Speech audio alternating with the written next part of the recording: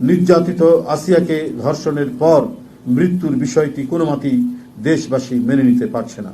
বর্তমান শাসনকালে মানুষের প্রত্যাশা ছিল সারা জাতিতে তৃণমূলে অতি দ্রুত আইনের শাসন বলবৎ, কিন্তু প্রশাসনের শ্লথ ও ঢিলেঢালা আচরণের কারণে সমাজে দুষ্কৃতিকারীরা নানাভাবেই আশকারা পাচ্ছে।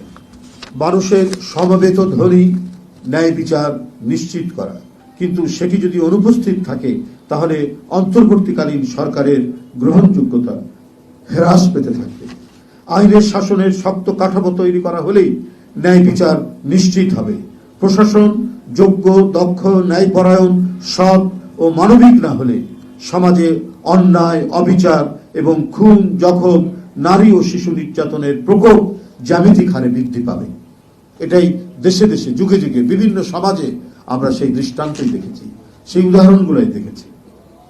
অবিলম্বে সত্যিকার অর্থে আইনের শাসন বলবৎ করে সমাজে প্রকৃত দুষ্কৃতিকারীদের শাস্তি নিশ্চিত করা হোক।